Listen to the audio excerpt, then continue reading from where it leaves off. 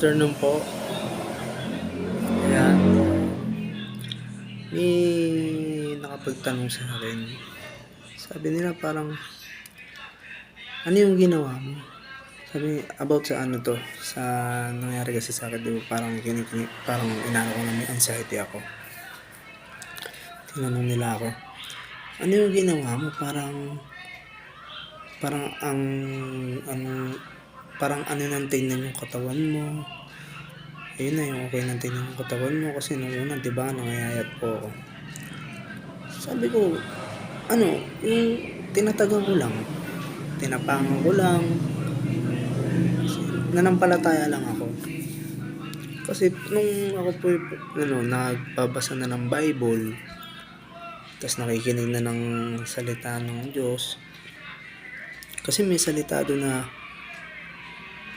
ang sabi sa Pedro chapter 5 verse 7, sabi niya pagkatiwala nyo sa akin lahat ng inyong mga kabalisan at ako'y nagmamalasakit sa inyo.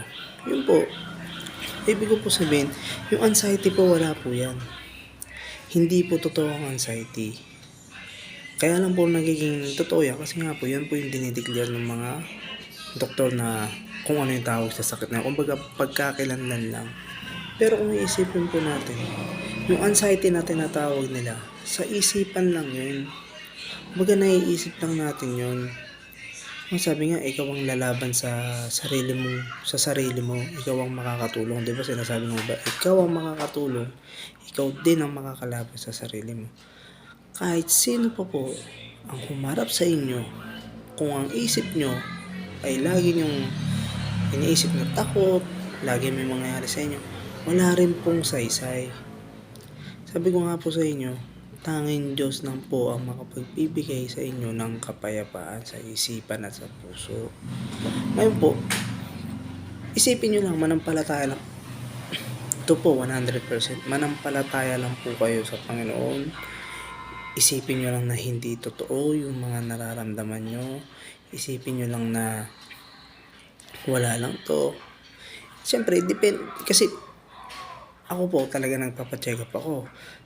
Normal naman daw yung puso ko, ini-ECG ako, normal ang puso ko. Kumbaga yung acid ko nga, yun yung nagbibigay sa akin ng, kasi nasusuka-suka ko yung acid. Hanggang sa nagalo-halo na yung pakiramdam nga na nararamdaman ko na parang mamamatay ako, parang hatakihin ako. Pero nasa isip ko lang po yun. Simula nung nakakilala ko, ibig sabihin yun, simula nung talagang nagbasa-basa na ako ng Bible, naisip ko na hindi totoo ang anxiety. Kumbaga manampalataya ka lang. Kasi kapag ikaw, nilamon ka ng isipan mo, baka matuluyan ka.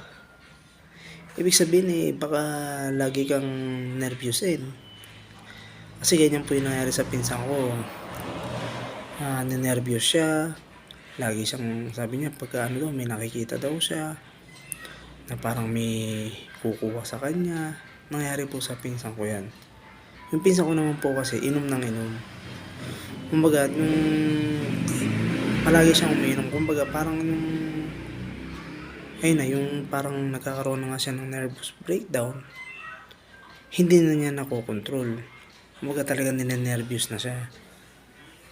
Kaya naiisip niya na lagi may kukuha sa kanya. Siguro naiisip niya, nakikita niya mga kainuman niya. Guys, hindi po totoo ang anxiety. Nasa isipan lang po natin yun. Maniwala po kayo sa akin.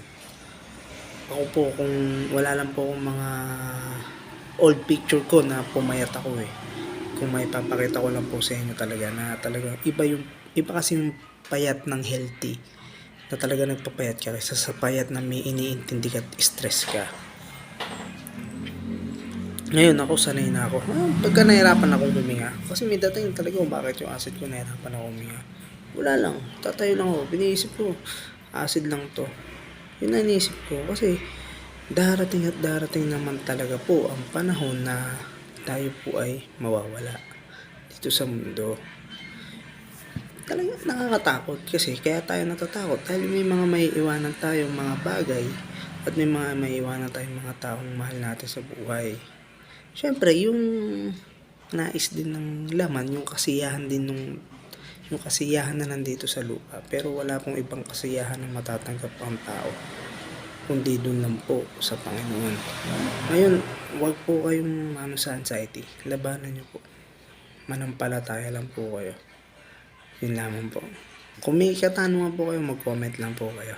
Please share na rin po. Thank you.